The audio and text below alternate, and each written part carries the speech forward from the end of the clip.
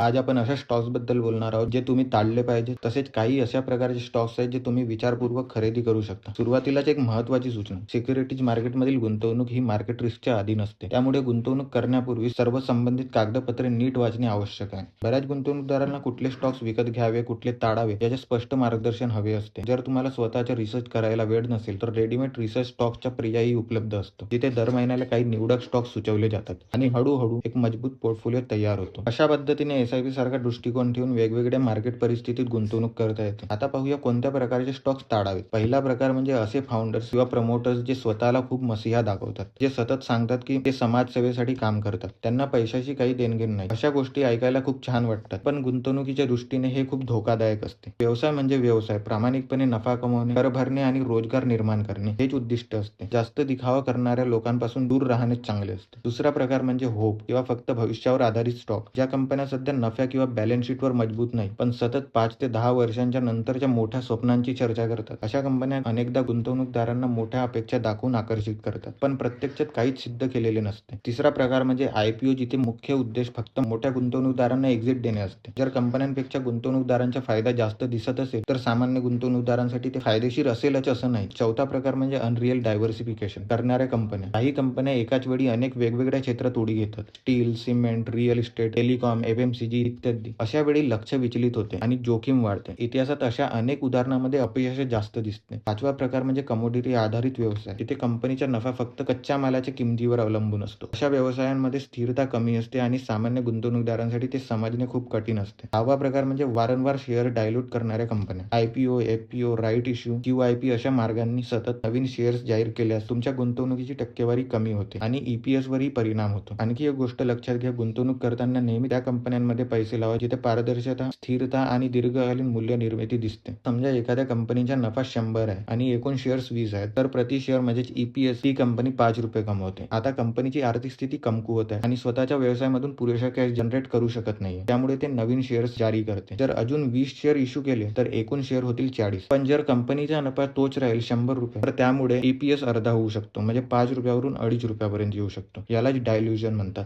अशा प्रकारचे व्यवसाय टाळलेलेच बरे असते, जे व्यवसाय वाढीसाठी सतत बाहेरून पैसे उभारतात, कधी बँक लोन, कधी आयपीओ, कधी एफपीओ, कधी क्यूआयपी. ते दीर्घकालीन गुंतवणुकीसाठी योग्य नसतात. एक चांगला व्यवसाय सुरुवातीला काही वर्ष गुंतवणूक मागू शकतो, पण त्यानंतर त्याने स्वतःच्या इतका कॅश जनरेट करायला हवं की त्याची वाढ इंटरनल ॲक्रुअल्स मधून होईल. हे तपासायचे कसे? खूप सोपे आहे. कंपनीची बॅलन्स शीट तपासा. जर सतत नवीन कॅपिटल इफ्युजन होत असेल आणि शेअर्सची संख्या वाढत असेल, तर सावध राहा. उदाहरणार्थ, व्होडाफोन आयडियामध्ये गेल्या काही वर्षात मोठ्या प्रमाणात शेअर इश्यू झाले आहे, ज्यामुळे ईपीएस सतत कमी होत गेला. परिणामी शेअर्सच्या किमतीमध्ये फारशी वाढ दिसली नाही. या उलट चांगल्या कंपन्या शक्य असल्यास बायबॅक करतात किंवा कमीत कमी नवीन शेअर्स इश्यू करत नाही. कधीतरी मोठा विस्तार म्हणजे एक्सपॅन्शन असेल तर एखादाच फंडिंग घेणं ठीक आहे, पण वारंवार असे होत असेल तर तो रेड फ्लॅग आहे. आठवा प्रकार म्हणजे नरेटिव्ह ड्रिव्हन कंपन्या, ज्या खूप मोठी स्वप्ने दाखवतात, मोठ्या इनोव्हेशनचे, टेक्नॉलॉजीचे ब्रेक थ्रू किंवा मोठ्या स्केलचे वायदे करतात, पण प्रत्यक्षात काम कमी करतात आणि बोलणं जास्त करतात. उदाहरणार्थ, ओला सारख्या काही कंपन्यांमध्ये पाहिले तर अनेक क्षेत्रांमध्ये नंबर 1 होण्याचे दावे केले जातात, पण ग्राउंडवर त्याची अंमलबजावणी दिसत नाही. नववा प्रकार म्हणजे अनियमित नफा, इनकन्सिस्टंट प्रॉफिट असलेल्या कंपन्या. कधी नफा कधी तोटा आणि त्यामागे ठोस कारणे नसते. काही कंपन्या आयपीओ किंवा इतर फंड रेजिंगच्या आधीच नफा दाखवतात, पण नंतर पुन्हा तोट्यात जातात. हा ट्रेंड दिसत असेल तर त्यापासून दूर राहणेच चांगले. शेवटचा आणि सर्वात धोकादायक प्रकार म्हणजे नो प्रॉफिट कंपनी, ज्या कंपन्या वर्षानुवर्षे नफा कमवत नाही आणि तरीही गुंतवणूकदारांपासून पैसे मागतात. थोडं मार्केटिंग, जाहिरात आणि पीआर करून त्या आकर्षक दिसू शकतात, पण मूलभूत व्यवसायात नफा देत नसेल तर तो खरा व्यवसायच नाही. नक्कीच काही स्टार्टअप सुरुवातीला नफा कमवत नाहीत, पण पुढे जाऊन कमवू शकतात. पण एक सामान्य गुंतवणूकदार म्हणून तुम्ही एवढा मोठा रिस्क का घ्यावा? मार्केटमध्ये हजारो कंपन्या लिस्टेड आहेत, त्यातून फक्त 20 ते 30 कंपन्या निवडल्या तरीही पुरेसे आहे. म्हणूनच अशा व्यवसायामध्ये गुंतवणूक करू नका जे खरे व्यवसाय बनलेलेच नाही. योग्य कंपन्या निवडा, जोखीम समजून घ्या आणि शहाणपणाने गुंतवणूक करा. So thanks for watching this video. Please like, share, subscribe. This is